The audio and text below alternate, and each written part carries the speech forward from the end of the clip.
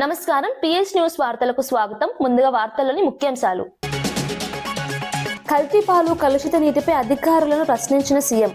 ప్రజల ఆరోగ్యంపై నిర్లక్ష్యం అస్సలు సహించబోమన్న సీఎం. కలెక్టర్లు క్షేత్రస్థాయిలో పర్యటించాలని చంద్రబాబు ఆదేశం. కల్తీ ఘటనలపై అధికారులకు సీఎం హెచ్చరిక. రాహుల్ గాంధీపై ఘాటు విమర్శలు చేసిన కేటీఆర్. స్పీకర్ నిర్ణయంపై రాహుల్ గాంధీ సమాధానం చెప్పాలన్న కేటీఆర్. ప్రజాస్వామ్యంపై దాడి చేస్తున్నారన్న రాహుల్పై కేటీఆర్. స్పీకర్ కు సన్మానం చేద్దామని వ్యాఖ్యానించిన కేటీఆర్.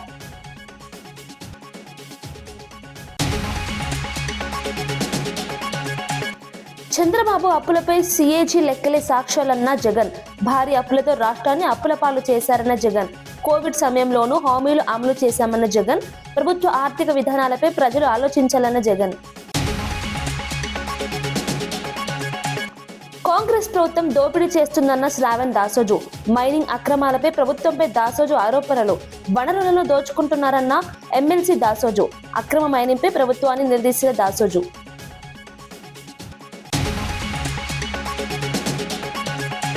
యుద్ధ ప్రభావం పేరుతో తప్పుడు ప్రచారమన్న ఆనం.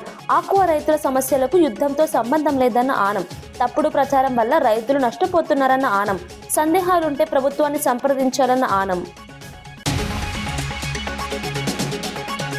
పార్లమెంటు నిర్వహణపై ప్రతిపక్ష నేత రాహుల్ గాంధీ ఆందోళన వ్యక్తం చేశారు. లోక్సభలో జరుగుతున్న విధానంపై ఆయన ప్రశ్నలు లేవనెత్తారు. ప్రజల ఆకాంక్షలను ప్రతిబింబించే వేదికగా పార్లమెంటు ఉండాలని అన్నారు. చర్చల సమయంలో ప్రతిపక్షాలకు కూడా సమాన అవకాశాలు ఇవ్వాలని కోరారు. ప్రజాస్వామ్యంలో అన్ని వర్గాల అభిప్రాయాలు వినిపించేలా చర్చలు జరగాలని సూచించారు. I have been stopped from speaking. Just a few days ago, in a debate for the first time in Indian history, पहली बार हमारे इतिहास में लीडर ऑफ ऑपोजिशन को नहीं बोलने दिया, तो मल्टीपल टाइम मुझे रोका गया. Last time I raised the issue of the Prime Minister being compromised. I raised the issue of Mr. Naravane. I raised the issue of Epstein. Honorable LOP. And I raised the issue of Adani. I have given I was silenced. Permission that this after issue, this speech of Ravi Shankar Prasad ji, are fundamental to the people of India.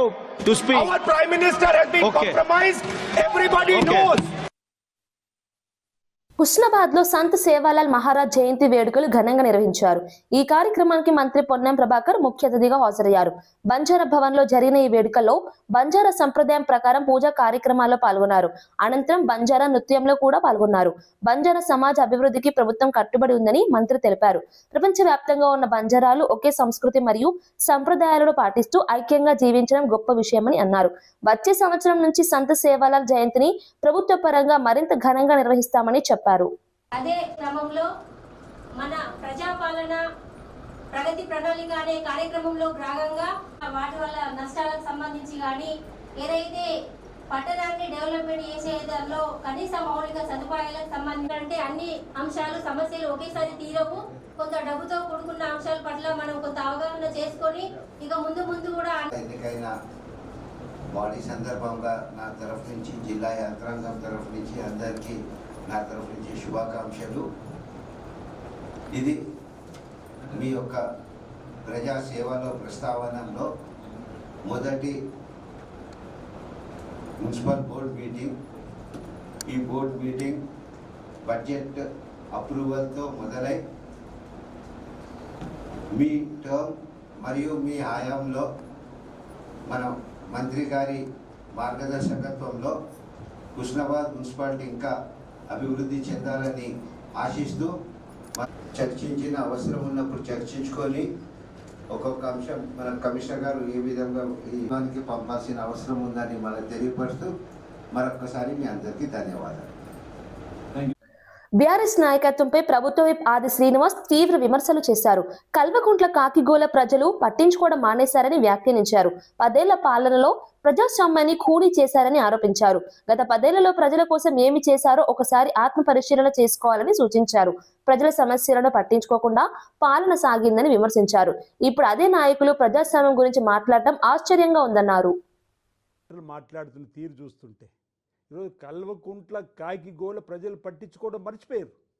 ఈరోజు మీరు ఆనాటి 10 ఏళ్ల పరిపాలనలో, ఆ చీకటి పరిపాలనలో ప్రజాస్వామ్యాన్ని కూలు చేస్తూ రాజ్యసభ సభ్యులతో పాటు పార్లమెంట్ సభ్యుల్ని, అదేవిధంగా ఎమ్మెల్యేలను, ఎమ్మెల్సీలను, ఆఖరికి ఎంపీటీసీ, జెడ్పీటీసీ, వార్డు మెంబర్ వరకు కూడా మీ 10 ఏళ్లలో ఆనాడు మీ పార్టీలోకి మార్చుకున్నటువంటి వైనాన్ని ఈరోజు, అందుకే గురువిద గింజలాగా మీ దగ్గర ఉన్నటువంటి, మీ కింద ఉన్నటువంటి చీకటి కూడా ఒకసారి గమనించమని చెప్పేటువంటి ప్రయత్నం చేస్తూ ఈరోజు భూమి గుండ్రంగా ఉన్నట్టుగా ఈరోజు జరుగుతున్నటువంటి తీరులో మీరు ఒకసారి మీ ఆత్మావలోకనం చేసుకొని ఈ 10 ఏళ్లలో మీరు చేసినటువంటి మీ పరిపాలనలో అవినీతి అక్రమాలే కాదు, ప్రజాస్వామ్యాన్ని కూన్ చేసినటువంటి మీరు ఈరోజు పెద్ద పెద్ద మాటలు మాట్లాడుతుంటే ఈ కాకి గోలను మీరు ఆ కాకి గోలలాగా మీరు అడిచినా ఈ కల్వకుంట్ల కుటుంబాన్ని ప్రజలు మర్చిపోయినరు.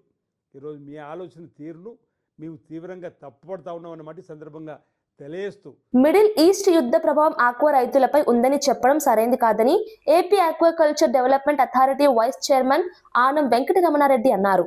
ఏపీలో ఉన్న రొయ్యల రైతులకు ఆ యుద్ధంతో సంబంధం ఏమిటని ప్రశ్నించారు. ఏవైనా అనుమానాలుంటే తమను సంప్రదిస్తే వివరాలు చెబుతామని అన్నారు. ప్రభుత్వ యంత్రాంగం పనిచేస్తున్నప్పుడు తప్పుడు ప్రచారం చేయడం సరికాదన్నారు. ఈ ప్రచారం వల్ల ఎంతో మంది ఆక్వా రైతుల జీవితాలు దెబ్బతిన్నాయని వ్యాఖ్యానించారు. చెప్తాం కదా ఎఫెక్ట్ ఉందా లేదా, రొయ్యల రైతులకి ఎఫెక్ట్ అయితే మేమే చెప్తాం కదా.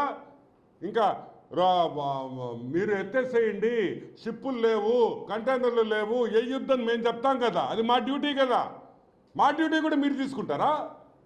మీరే చెప్పేయండి, రేట్లు కూడా మీరే ఫిక్స్ చేసేసేయండి, అన్నీ మీరే చేసేసేయండి. దేనికి గవర్నమెంట్ ఎందుకు, ఫిషరీస్ డిపార్ట్మెంట్ ఎందుకు, అప్సడా ఎందుకు?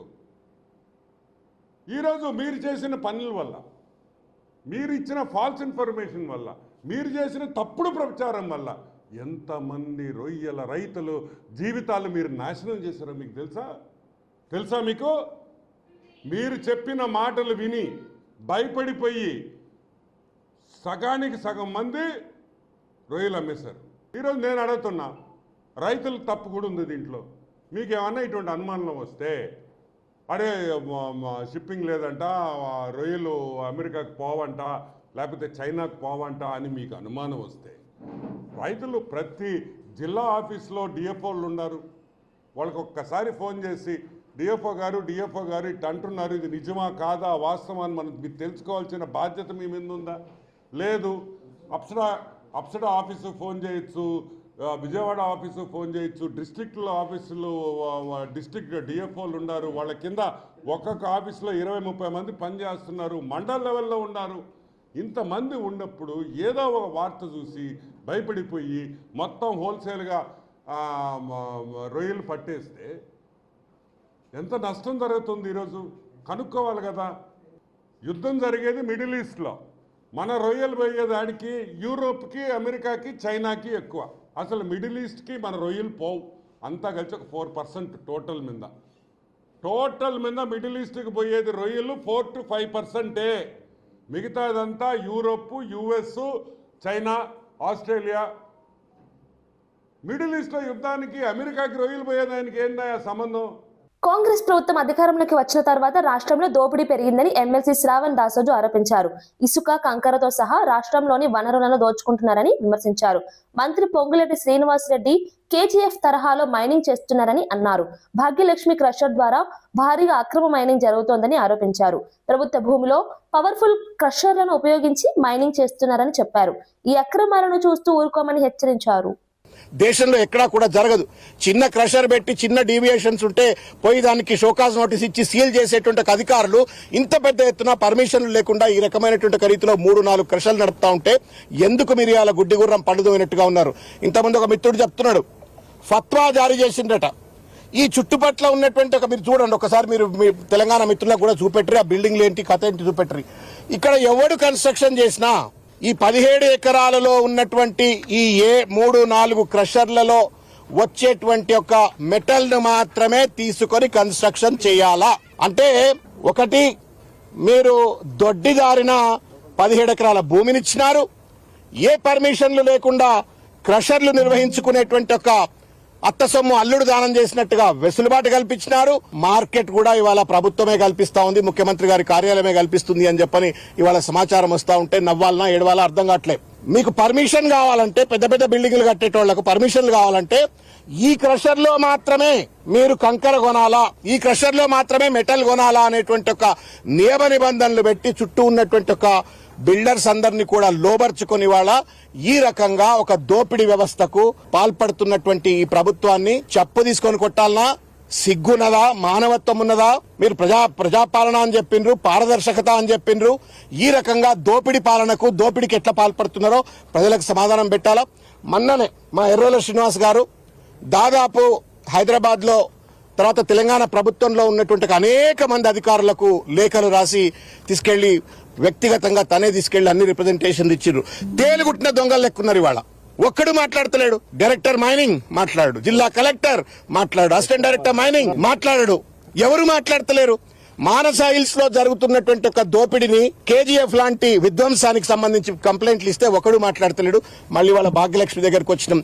మొత్తం హైదరాబాద్ ఔటర్ రింగ్ రోడ్ పరిధిలో ఇదే రకమైనటువంటి ఒక మైనింగ్ల పేరు మీద విధ్వంసం జరుగుతా ఉంది. రేవంత్ రెడ్డి గారు, ఈ ప్రభుత్వ పెద్దలు మీరు అనుకుంటున్నారేమో పిల్లి కళ్ళు మూసుకొని పాలు తాగినట్టుగా మమ్మల్ని ఎవరు పట్టించుకోవట్లేదని. తస్మాత్ జాగ్రత్త. బీఆర్ఎస్ పార్టీ ఉన్నది. ఈ దోపిడిని, ఈ విధ్వంసాన్ని వ్యతిరేకంగా తప్పనిసరిగా ప్రజాయుద్ధం చేపడతాం.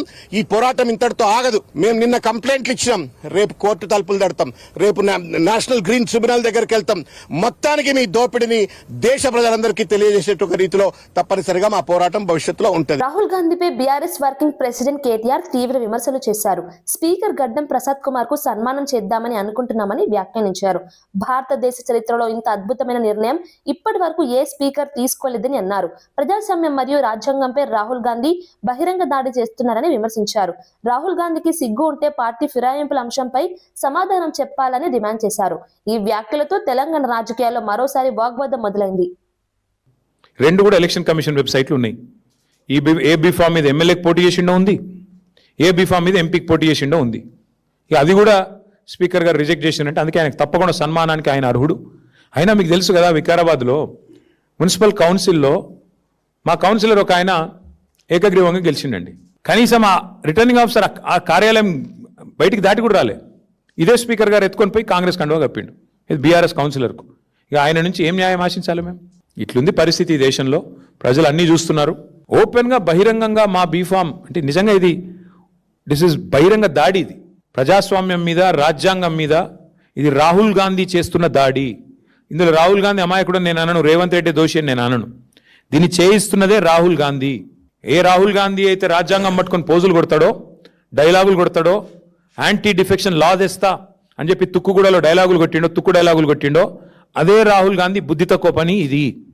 ఆ రాహుల్ గాంధీకి ఏమైనా సిగ్గు లజ్జ ఉంటే ఆయన సమాధానం చెప్పాలి. ఒక పార్టీ బీఫామ్ మీద గెలిచి ఇంకో పార్టీ బీఫామ్ మీద ఎంపీకి పోటీ చేసినోడు డిస్క్వాలిఫై కాకుండా ఎట్లుంటాడండి?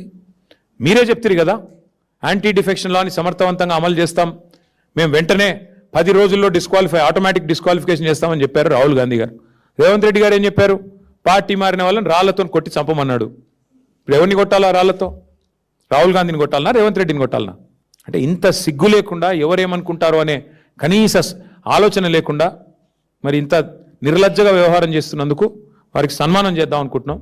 వారు ఒప్పుకుంటే నిజాం కాలేజీలో మంచి మైదానం ఉందాడ, వస్తే మంచి సన్మానం చేస్తాం అందరం వచ్చి. ఎప్స్టీన్ ఫైల్స్ లో బయటపడుతున్న వివరాలపై మంత్రి సీతక్క తీవ్ర ఆవేదన వ్యక్తం చేశారు. ఆ వివరాలు చూస్తుంటే అన్నం కూడా తినబుద్ధి కావడం లేదని అన్నారు. మహిళలపై జరిగిన దారుణాలు సమాజాన్ని కలిచివేస్తున్నాయని వ్యాఖ్యానించారు. మన దేశంలోని పెద్దలు కూడా ఆడపిల్లల శరీరాలను వాడుకోవడం దుర్మార్గమని విమర్శించారు. ఈ అకృత్యాలను దాచడానికి అమెరికాతో రకరకాల ఒప్పందాలు చేస్తున్నారని ఆరోపించారు. మహిళల భద్రతపై ప్రపంచవ్యాప్తంగా చర్చ జరగాల్సిన అవసరం ఉందన్నారు. ఈ ఘటనలు మానవతను ప్రశ్నించేలా ఉన్నాయని అన్నారు. చైర్ను కూడా లాగేసుకున్నారు తెలంగాణ ఇచ్చిన వెంటనే. ఫస్ట్ దానికి క్షమాపణ చెప్పి నువ్వు ఇది మాట్లాడితే నిజంగా నిన్ను ప్రజలు ఏదన్నా ఓకే బెటర్ అని అనుకుంటారేమో. కానీ బంగాళాఖాతంలో మిమ్మల్ని కలిపేసిర్రు. మేము ఎవరిని ఎక్కడా తీసుకొని వాళ్ళ మీద ఆజమాయిషి చెలాయించట్లేదు. ఈరోజు మీరే అన్నారు కదా, అభివృద్ధి కోసమే వస్తున్నారు. అంటే నీ గవర్నమెంట్ ఉంటేనేమో అభివృద్ధి కోసం, ఇతర గవర్నమెంట్లు ఉన్నప్పుడు ఇతర పార్టీలలో పోతేనేమో అది ఏది రాజ్యాంగం కూల్చేయడము, లేకుంటే సిగ్గు చేయడం, అది ఏదేదో మాట్లాడుతుంటారు. మాట్లాడే ముందు ఫస్ట్ నువ్వేం చేసిన 10 సంవత్సరాలు ఇతర పార్టీల పట్ల అనేది ఒక్క సర్పంచ్ని కూడా ఉండనియలేదు వీళ్ళు. సర్పంచ్ను, ఎంపీటీసీలను, వార్డు మెంబర్లను ఒక వేటాడినట్టు వేటాడి తీసుకున్న చరిత్ర మీకు మాట్లాడే అర్హత ఉందా ఈ ఈ ఈ ఫిరాయింపుల మీద నేను అడుగుతున్నా. ఈ 10 మంది ఎమ్మెల్యేలు బీఆర్ఎస్ కండువాలు కప్పుకొని రేపు అసెంబ్లీలో 16 నుంచి ఉంటారనుకోవచ్చు. అది వాళ్ళ ఇష్టము. ఇవాళ ఏ కండువ కప్పుకుంటారు, ఏ పార్టీలు ఉన్నారు, ఏ గెలిచిరు అనేది వాళ్ళ ఇష్టం. అది రాజ్యాంగ పరంగా యాజ్ పర్ రూల్ ప్రకారంగా కోర్టులో ఉంది, స్పీకర్ దగ్గర ఉంది, అది జరుగుతుంటుంది. కాబట్టి నేను అనేది ఫస్ట్ కోర్టుకు పోవడము, అసలు నువ్వేదో నీతివంతుని లెక్క కోర్టుకి ఎట్లా పోయినావని నేను అడుగుతున్నాను. 10 ఏళ్ళు మొత్తం నేను చెప్తున్నా కదా, వార్డు మెంబర్ని కూడా వదలలేదు వాళ్ళు. గెలిచినటువంటి ప్రతి ప్రజాప్రతినిధిని లాగేసుకున్నారు. ఫస్ట్ కొత్త చరిత్ర అని చెప్పి ఇతర పార్టీలను మూసేసి పార్టీలు విలీనమని చెప్పారు.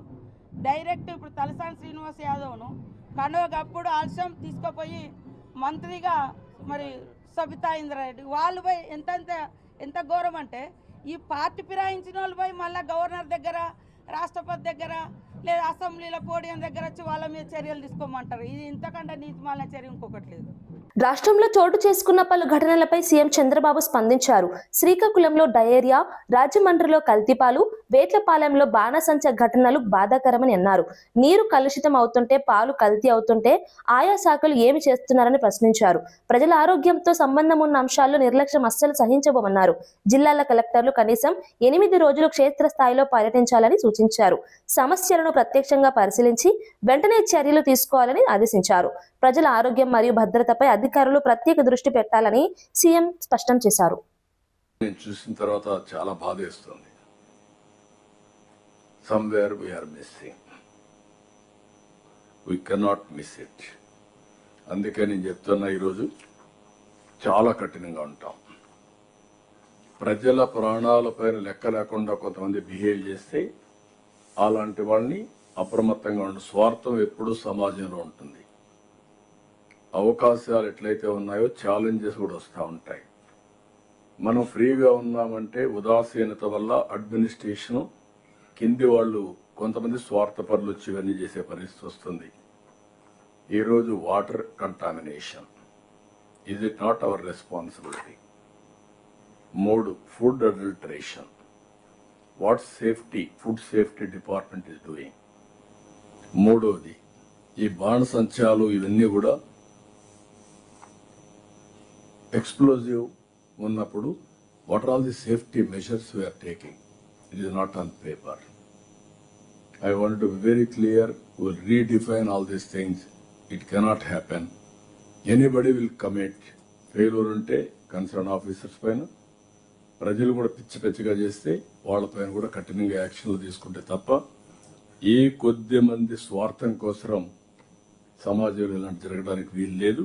అందుకే నేను ఒకటే చెప్తున్నా, all collectors minimum 8 days in a month you must be in field. Then only you will have a grip. ఇప్పుడు nowadays మీ కంప్యూటర్ ఇప్పుడు పెట్టుకుంటే ఎక్కడికి పోయినా మీకు సేమ్ థింగ్. 8 days ఫీల్డ్ లో ఉండాలి, ప్రజల్ని ప్రిపేర్ చేయాలి, అధికార యంత్రాంగాన్ని అప్రమత్తం చేయాలి. వెలుగుమట్ల ఘటనపై బీఎస్పీ నాయకుడు ఆర్ఎస్ ప్రవీణ్ కుమార్ తీవ్ర వ్యాఖ్యలు చేశారు. మహాత్మా గాంధీ మనవడు తుషార్ గాంధీ విగ్రహం అవసరం లేదని చెప్పినా ప్రభుత్వం పట్టించుకోలేదని అన్నారు. పేదల ఇళ్లను కూల్చివేయడం అన్యాయమని విమర్శించారు. వెలుగుమట్ల గాజాగా మారిందని, రేపు తెలంగాణ మొత్తం గాజాగా మారే ప్రమాదం ఉందని వ్యాఖ్యానించారు. రాజేంద్రనగర్, మానస హిల్స్ ప్రాంతంలో అనుమతులు లేకుండా కొండలను తవ్వుతున్నారని ఆరోపించారు. అనంతరం రాత్రికి రాత్రే పెయింట్ వేసి సంబంధం లేదని చెప్పడం సరైనది కాదన్నారు.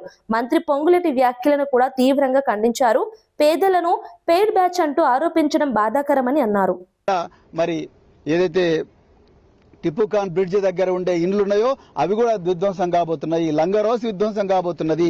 ఇలా మన కళ్ళ ముందరనే కోకాపేట, అదే విధంగా వట్టినాగులపల్లి మన కళ్ళ ముందరనే విధ్వంసం అవుతున్నాయి. మన దాసోజీ శ్రవణ్ గారు మేమందరం కూడా ఇక్కడికి పోయి వచ్చినాం. ఎక్కడ మానస హిల్స్ పోయి అక్కడ కూడా ఓపెన్ గా విధ్వంసం అవుతుంది. సిగ్గు లేకుండా మళ్ళీ పొంగులేటి శ్రీనివాసరెడ్డి గారు అంటున్నారు ఆ మానస రాఘవ కన్స్ట్రక్షన్ సంబంధం లేదంటున్నారు. అయ్యా శ్రీనివాసరెడ్డి గారు, మీరు ఎట్లా మాట్లాడుతున్నారో అసలు అర్థం కావడం లేదు. మీరు ఒక రోజు ముందు దాని మీద కంటైనర్ మీద రాఘవ కన్స్ట్రక్షన్ ఉంటుంది, రాత్రికి రాత్రి బీఆర్ఎస్ పార్టీ బృందం వస్తుందనగానే మీరు ఆ బోర్డు మొత్తం కూడా మార్చేసిందంటే మీరు నిజంగా తేలు కుట్టిన దొంగలు, పట్ట పగలే దొంగతనం చేస్తున్నారు. సిగ్గు లేకుండా ఈ పేద ప్రజలను ఇప్పుడు మళ్ళీ పెయిడ్ బ్యాచ్ అంటున్నారు. పేద ప్రజలను ల్యాండ్ మాఫియా అంటున్నారు. నిజంగా ల్యాండ్ మాఫియా ఎవరు? వట్టినాగులపల్లి గుట్టలను మింగుతున్నది ఎవరు? కోకాపేట గుట్టలను మింగుతున్నది ఎవరు? ఈ కంకరను మింగుతున్నది ఎవరు? మీరు ల్యాండ్ మాఫియా, మీరు పెయిడ్ బ్యాచ్, మీరు అధికారులను పెయిడ్ బ్యాచ్ గా మారుస్తున్నారు. చివరిగా ఒక్కటే చెప్తున్నాం అధికారులారా, నేను మళ్ళీ చెప్తున్నా, మా పార్టీ మొదటి నుంచి చెప్తుంది, మీరు చట్ట ప్రకారం ఉద్యోగం చేసినంత వరకు మేము సపోర్ట్ చేస్తాం. మీరు మాకు ఫేవర్ చేయాల్సిన అవసరం లేదు. మీరు చట్ట ప్రకారం ఉద్యోగం చేయండి. లేకపోతే మాత్రం రాబోయే రోజుల్లో బీఆర్ఎస్ పార్టీ అధికారంలోకి వచ్చిన తర్వాత అదే చట్ట ప్రకారంగా మీ అందరి మీద కూడా ట్రిబ్యునల్ వేసి మీ అందరి మీద యాక్షన్ తీసుకుంటాం. నేను రాష్ట్ర ఆర్థిక పరిస్థితిపై మాజీ ముఖ్యమంత్రి జగన్ తీవ్ర విమర్శలు చేశారు. చంద్రబాబు ఆర్థిక విధ్వంసానికి సిఏజీ లెక్కలే సాక్ష్యాలని వ్యాఖ్యానించారు.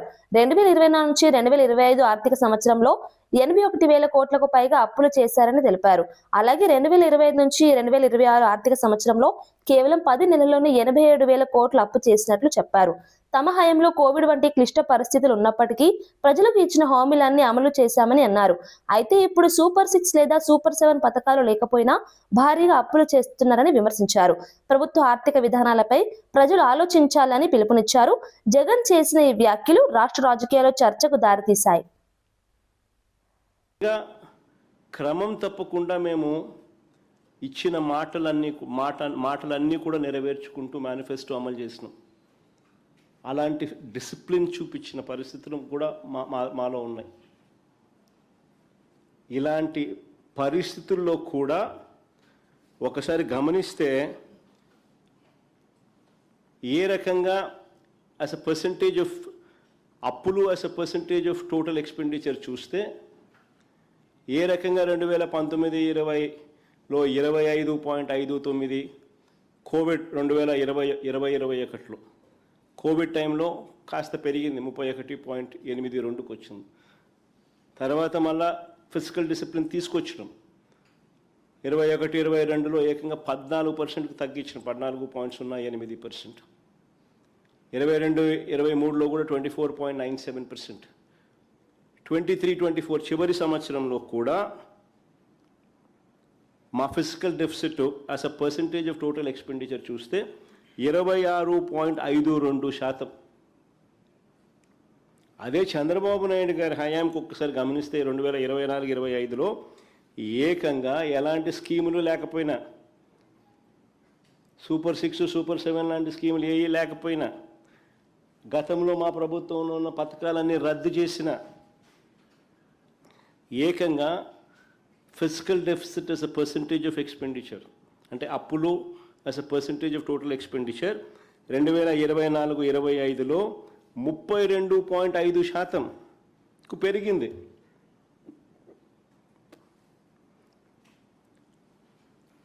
ఇంకా ఈ సంవత్సరం 2025-26 మొదటి 10 నెలలు కూడా తీసుకుంటే అక్కడ కూడా అప్పులు as a percentage of total expenditure చూస్తే 39.74%కి ఎగబాకింది. నిజంగా చంద్రబాబు నాయుడు గారి ఆర్థిక విధ్వంసానికి ఇవన్నీ కూడా చిత్రపటాలు. All these are paintings. ఆర్థిక విధ్వంసానికి సాక్ష్యాలు, ఆధారాలు, చిత్రపటాలు. తెలంగాణలో పార్టీ ఫిరాయింపుల అంశంపై స్పీకర్ గడ్డం ప్రసాద్ కుమార్ కీలక నిర్ణయం తీసుకున్నారు. ఎమ్మెల్యేలు కడియం శ్రీహరి, దానం నాగేందర్పై దాఖలైన అనర్హత పిటిషన్లను స్పీకర్ డిస్మిస్ చేశారు. 2 ఎమ్మెల్యేలు పార్టీ మారినట్లు ఆధారాలు లేవని స్పష్టం చేశారు. ఇప్పటికే ఇదే అంశంలో మరో 8 మంది ఎమ్మెల్యేలకు కూడా స్పీకర్ క్లీన్ చిట్ ఇచ్చారు. దీంతో పార్టీ ఫిరాయింపు ఆరోపణలు ఎదుర్కొంటున్న మొత్తం 10 మంది ఎమ్మెల్యేలకు భారీ ఊరట లభించింది. ఈ నిర్ణయం తెలంగాణ రాజకీయాల్లో చర్చనీయాంశంగా మారింది. ప్రతిపక్షాలు మాత్రం ఈ నిర్ణయంపై విమర్శలు చేస్తుండగా అధికార పార్టీ మాత్రం స్పీకర్ తీసుకున్న నిర్ణయం చట్టపరంగా సరైనదేనని చెబుతోంది. వార్తలు ముగించే ముందు ముఖ్యాంశాలు మరోసారి. కల్తీ పాలు, కలుషిత నీటిపై అధికారులను ప్రశ్నించిన సీఎం. ప్రజల ఆరోగ్యంపై నిర్లక్ష్యం అస్సలు సహించబోమన్న సీఎం. కలెక్టర్లు క్షేత్రస్థాయిలో పర్యటించాలని చంద్రబాబు ఆదేశం. కల్తీ ఘటనలపై అధికారులకు సీఎం హెచ్చరిక. రాహుల్ గాంధీపై ఘాటు విమర్శలు చేసిన కేటీఆర్. స్పీకర్ నిర్ణయంపై రాహుల్ గాంధీ సమాధానం చెప్పాలన్న కేటీఆర్. ప్రజాస్వామ్యంపై దాడి చేస్తున్నారన్న రాహుల్పై కేటీఆర్. స్పీకర్ కు సన్మానం చేద్దామని వ్యాఖ్యానించిన కేటీఆర్.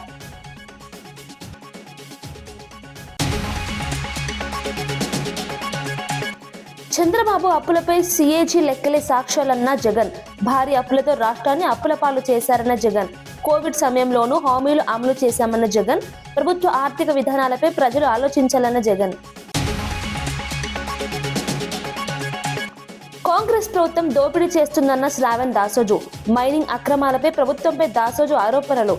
వనరులను దోచుకుంటున్నారన్న ఎమ్మెల్సీ దాసోజు. అక్రమ మైనింగ్పై ప్రభుత్వాన్ని నిలదీసిన దాసోజు.